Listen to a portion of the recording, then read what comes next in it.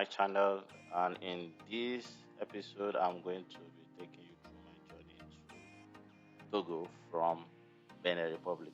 First, I know it's been a while since I made videos on travels, but it's exciting that I'm making one again because I've been making other videos around leadership, educational, professional videos, and out of short notice, I was informed that we could make a trip to Togo officially.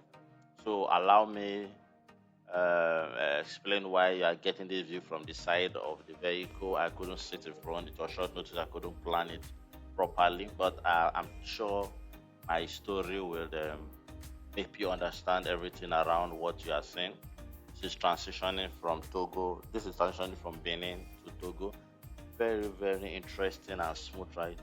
I had fun all the way. Reasons I had fun was the roads were so smooth. The roads were so nice. You will see later on in this video that in Togo, I think all the roads in Benin are great, are already dualized for the places I've passed.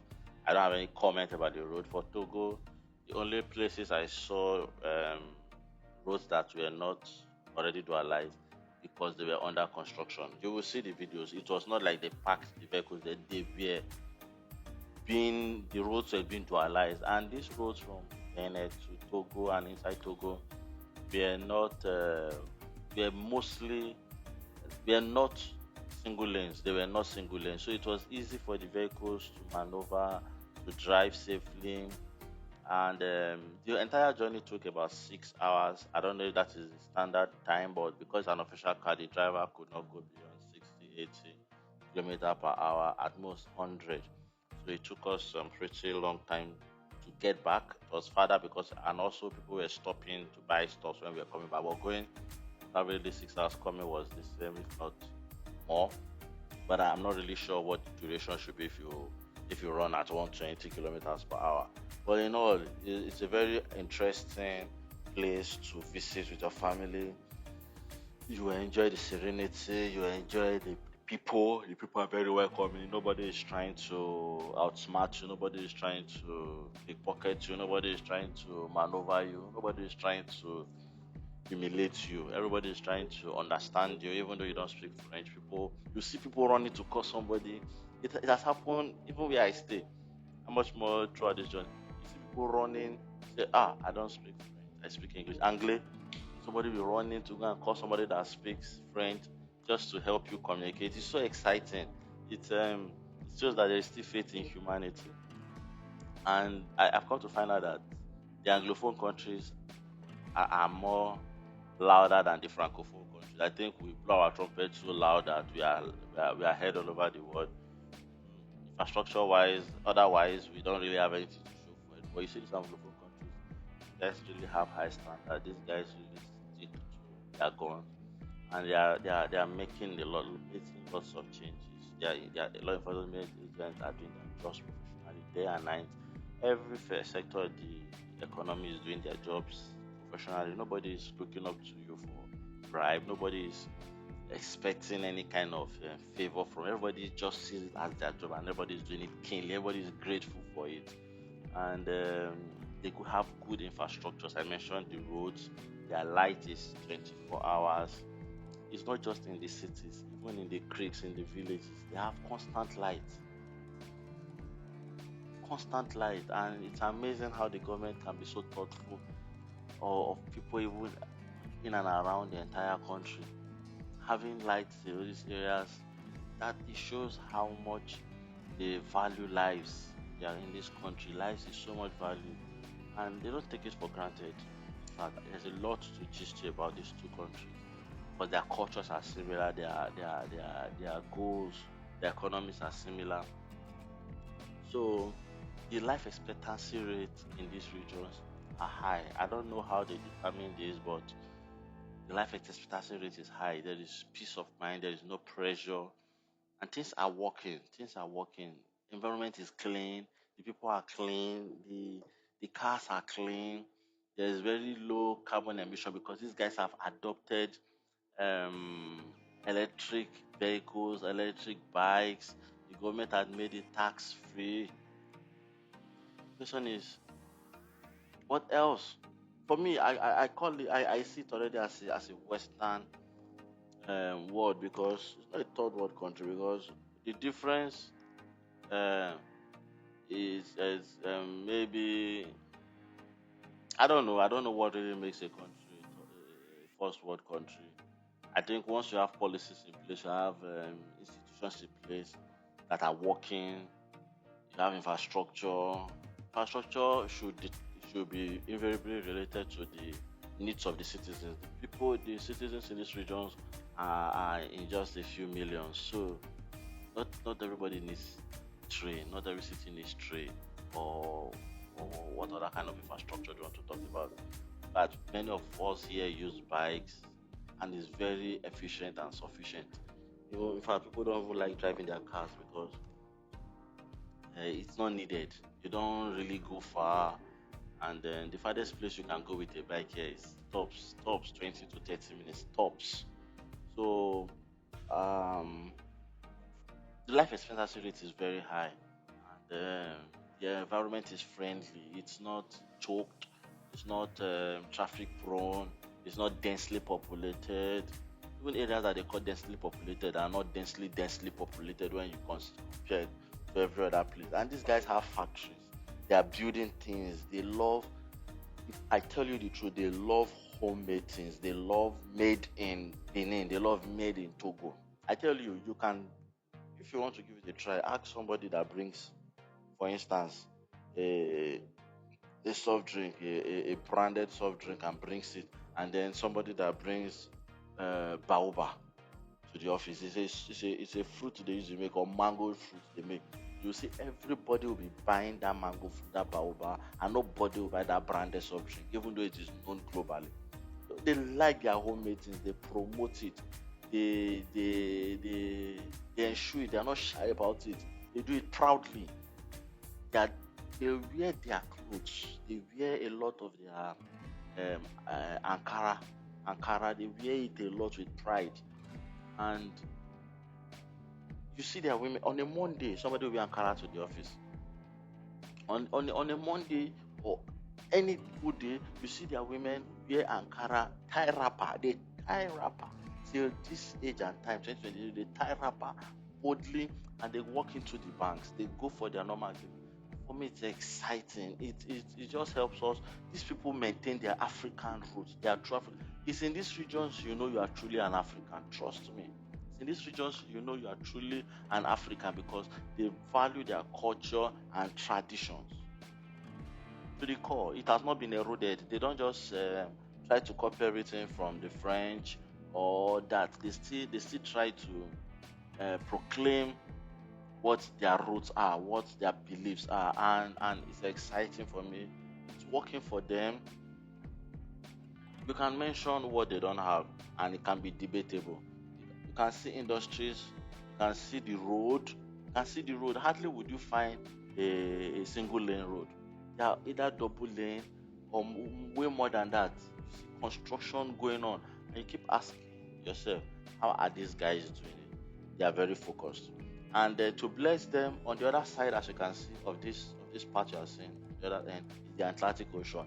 So the beach are free for all, because all the end of that part is all the Atlantic Ocean beach. So you can't definitely claim everything. So it's open to everybody. Same here in Cotonou. The whole beach around Fijose area is free. Very few standpoints you have where you can rent mats, you can rent chairs, and buy foodstuffs, drinks if you don't have. See this beautiful car. This is how all their cars are. I've hardly seen a car wash. This is a soap factory, detergent and cream. That's a factory. That's an industry, and I've hardly seen dirty cars. So these guys keep their environment clean. They are neat to the core. Their homes are neat. You see their buildings neat. Their lifestyle is neat. You hardly meet somebody with a smelling mouth or dirty. I'm not saying they are saints, but they try to uphold cleanliness, and it's reflecting in their society. I tell you. Um, tell you, there's a lot of gist here that I've learned, and for me, an environment that can give you peace, give you infrastructure, give you a platform to strive, if not just for the language, um, it's a developed society for me. I don't see how else a developed society can be compared. Both the male and the female strive equally, a very balanced and equal environment, without it being obvious. You see that this bike you're saying, this green bike, is an electrical bike, an electrical bike, and it's already in use, tax free, enjoyable. It's noiseless. It does not emit anything to the environment. So it's just so interesting, and an environment an economy that provides water to a citizen, an economy that is stabilized, is regularized. You don't the same amount of bread you buy it in the north, the same amount you buy it in the south. The same amount you buy banana in the west is what you buy it in the east. You cannot just fix any price you want and say, oh, because you got it for this.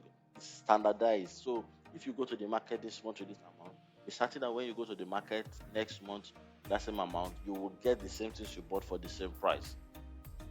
Power supply is constant. That in my entire period that I have been here, I can attest to the fact that without prior announcement from the power holding organization, we've never taken less up to 30 minutes. You see, the water is so clean that I was scared at first if it would affect my children, but I was able to relocate my children. At this point, if you've not subscribed, I'm asking you, what are you waiting for? There are so much information you're going to get. A subscribe. It's not just now, even in the future. Please subscribe, comment, drop your question. And if there are points that I'm putting out that you contradict it or you want to shed more light on, please drop a comment. I'll be most likely to read your comments. And for my children, when I brought them here, I have videos for that my relocation. Please watch it. I also have videos of how I relocated my family to Benin. Please check the channel and you enjoy it. Even when I rode on an electric bike in Benin, I made a video about it. It's also very cost effective. It's cheaper than the regular bikes that use fuel. So when I brought my family down here, I was skeptical because my children are very, very young. I was skeptical how the water will react to their body because of where I was come from, the ideology I have with tap water. But then I just gave it a shot because they said the whole locals, that's what they take. If millions of locals take it as provided in the government, let's give it a shot. And I tell you, my children haven't fallen sick. And it's just so amazing, just so amazing how they put everything to standard. They obey their laws here greatly. They obey their laws here greatly. Even industrial laws, you see, they determine the number of days their workers have in a year. Yes, it doesn't matter if you're an intern, doesn't matter if you are an entry level, you have minimum of 2 days off per month. And in a year, that translates to 24 days. In a developed country, how many days do they give you for a year? So if Benin Republic and possibly Togo can be giving an entry level staff 24 working annually, what else? The government are so interested in them. Anything they'll put the law for you. And if they take you to court, you don't like yourself. So it's a very sane environment. And Togo and Benin are very much alike. I think they are they are siblings. They are very much alike. The structure, the architecture of their buildings, the languages, the economy, the infrastructure. Though Benin is a little bit more developed than Togo from what I've heard and from what I've seen. Disclaimer quickly, my visit to Togo, I did not visit Lomé, the capital. I only visited a small part of Togo, but I was able to get full visibility and insight to how it is. These guys are not trying to throw away their culture and traditions. They are trying to develop it and see how it can even be passed across to the world.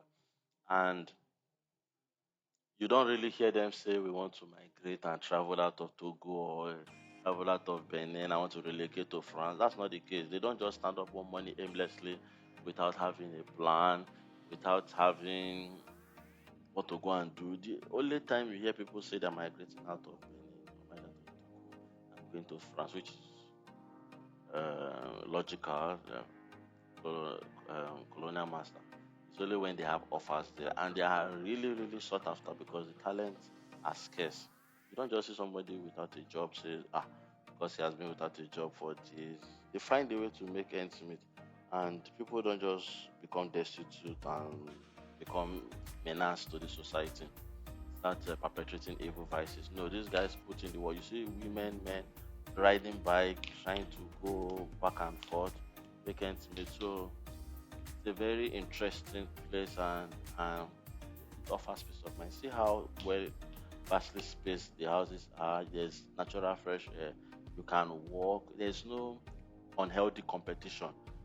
If people can be riding bikes in a city, then what is there to show up of? Nobody even cares about the kind of car you are driving. It's like you are distorting the flow of traffic if you are driving a car. That's what it looks like here. Everybody just wants to ride bike and go their way. Everybody just and they ride the slimness of bike. You can see the kind of bike, those private bikes that is being ridden. Very, very simple standard. And for me, it's what I desire. Peace of mind, an environment that is friendly, that is enabling, that gives you the infrastructures that you need. And when high life expectancy is high, what else are you asking for? They have schools that are up to a million sefer per term for primary for 4 year old. And so if you are looking for expensive stuffs, you get them here. If you are looking for affordable stuffs,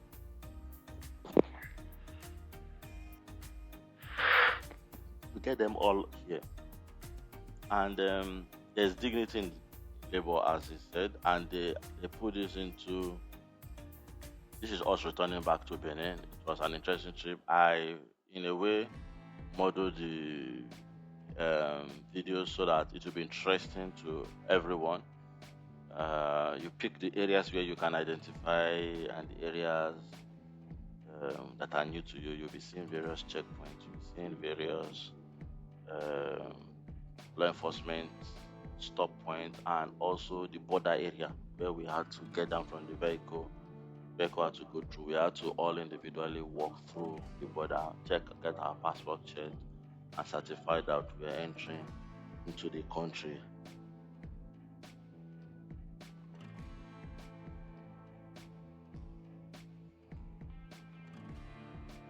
I also okay, this is one checkpoint. It has toll gates rather, checkpoint toll gate. You see various amounts that each vehicle or bike is expected to pay before crossing, and it's seamless.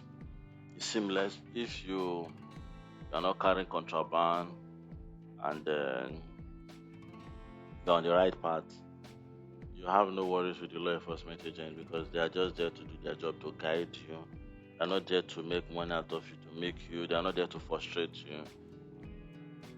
Just ensure that you're doing the right thing and you have a good stay.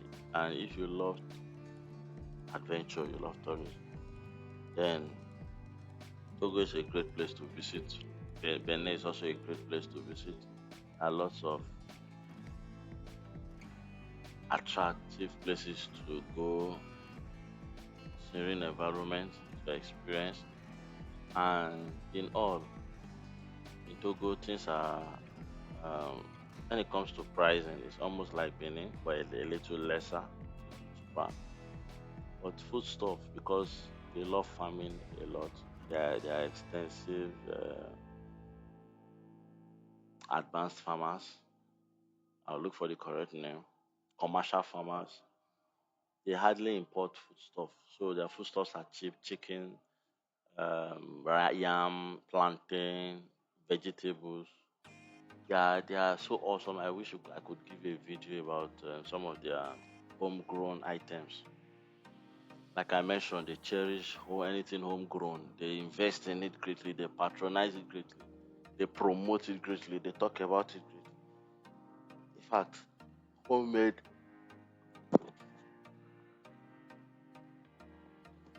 for them is better than anything imported.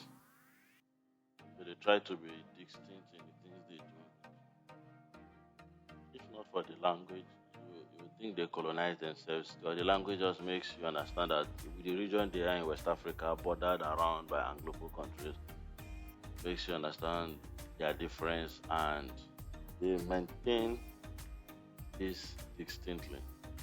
The journey was very sweet and smooth. And I mentioned that thanks to the good roads that were there, thanks to the infrastructure, and I said a lot of people prefer to go make all this commuting via bikes, so there are no traffics. Something you can just wake up one morning and say, "Oh, you are going to Togo with your family," and you go swiftly, and you are back. You just have a great time. Get your passport or your ID card. Go through the border. They love coconuts in this place. It's part of their intention. You see their cars are always it's more or less like an eyesore if you see a car that is damaged, battered. There's really nothing like you jam my car. Who jam your car? Why jam your car? So Togo. Before I went to Togo, the perception one has about Togo, Benin is always low, and I must say might be like that before, but in 2023, that perception will be very, very wrong. When it comes to infrastructure, when it comes to economy, when it comes to development generally, these guys are putting in lots of effort and it's attracting businesses. It might not be up to what is expected, but because of the language, they are doing well. As you can see, infrastructure, this is in Togo. The few roads that you would want to ask, I don't know if this is even an expansion, it looks more like an expansion because the part we part was very okay. This is an expansion of the road and it's just so exciting. This is not even in the main city. This is just within the crossroads and travel areas and they're taking their time to analyze it. And so when you talk about life expectancy and valuing the life of citizens, you agree with me that it's not taken for granted. That is why their government can be putting lots of money into ensuring that this is done and done well. They are all done well. You don't have potholes. That's how you know that these roads are done well. I told you that earlier that these two siblings love farming a lot. I have very young boys and friends who own acres of land, planting, plantain a lot, and that's because they export it. It's good money for them. Yam, cassava, corn, they export corn too, and vegetables. Vegetables. So you see vast array of land, and their lands are very yielding. When you plant on it, it yields lots of produce. So it makes it cheaper to buy. It's pretty cheap to buy depending on the village where it is shipped to the city. But in all, get good value for your money. You never feel cheated with whatever you buy.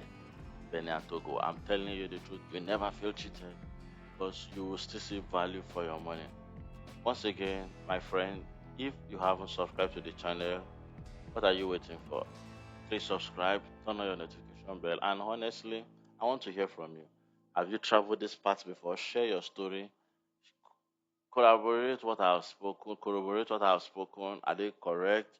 And add the parts that you feel are better. See, these soft drinks, I've taken them outside this also this country, but they are not like this. See water how it is packaged. They do their stuff distinctly, and every time it puts me in our way, I'm like, this Togo is this Benin. You should see how neat a a toll gate is, a checkpoint is. It's just amazing. And in some places, it is automated. Telling you, you don't even see any man resource or manpower there. You just fill your tank yourself and you move. Yes, I've only seen that in movies. You fill your tank yourself and you move. I've seen it in Togo. Fill your tank yourself and then you move. They don't destroy their infrastructures. If then some other place, you'd have seen these ions removed and sold. They do things in unique style. And I mentioned people don't just migrate, even though they are short of talent. The little ones that try to develop themselves to become globally sellable are doing well, and they know how to bargain because they know their value, they know their worth. Um, those that like a tricycle you saw, I used to carry load. They are that's what they are designed for. And you have law enforcement agents that stop as many people that try to do the wrong thing. There is no escape when it comes to them. They are not biased. They are not biased. They keep the law, and it helps the environment stay safe. You see this is a traffic light in front, and everybody has to obey it. You have this cement industry in Togo. This is the cement industry right here in Togo. Um, very big, very big. And if you know this area, please tell us about it. Togo is also a very clean country, like Benin, very clean. I really loved my time here. The people are very receptive. Nobody laughs at you for not knowing how to speak English, speak French, and you don't even want to laugh at anybody that does not even know how to speak English, because obviously they are helping you. The Lee cement, I think the name of this cement is Lee cement. Looks like a bull head. I guess that's what they call it here in Togo. Very big, and they try to speak English. I mentioned they go as far as calling somebody to come and interpret and knows how to speak English. So I like this place. Um, I don't really see any reason why um, anybody wants to use the language as a reason not to visit or stay in this area. There are less crimes. There are less crimes. There's always a way to survive. So why make crime the only option? I've personally not seen anybody fight. I've personally not seen anybody being arrested. I've personally not seen vices in the open. You see everybody just mind their business, everybody just do their way, work the way they can, and it's cool. It's cool. Keeping your values, keeping the society clean, and the government doing their part majorly, the infrastructures are there. It's very exciting to me. It's new to me. Pardon me. And in while in Togo itself, I discovered a lot of things which I will be sharing in the next video. A lot, and also how we were able to cross the border safely. So please watch the second part of this video, and have a great time.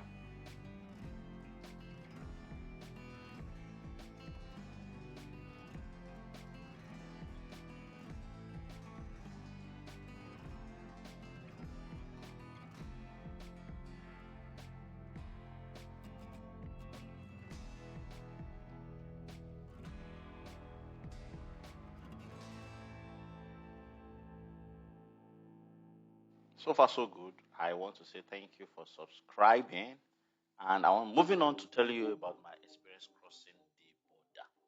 Now, the thing is, I don't even know what my flair is for border crossing.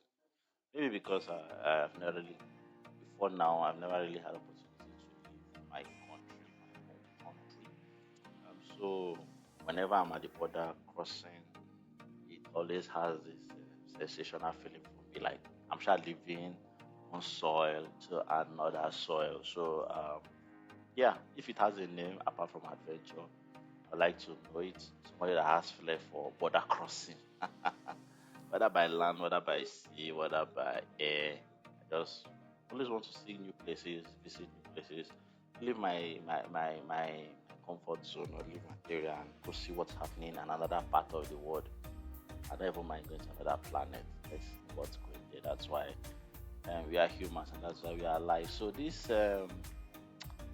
border crossing was pretty interesting. Of course, it's new to me because if you check my other videos about my relocation from Nigeria to Cotonou, you realize that I took a private charter chauffeur, so we were able to use the vehicle through the border.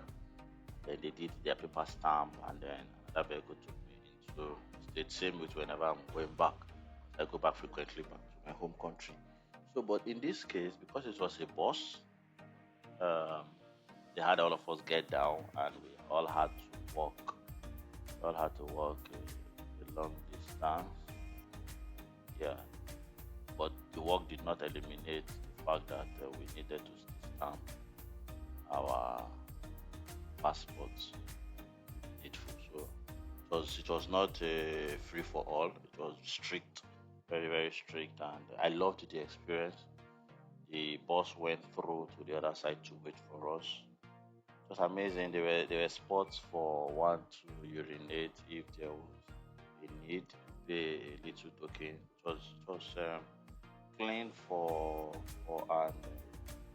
a public slot like that. It was clean. We had all the supports we needed. It was also ensured that we were not carrying illegal things.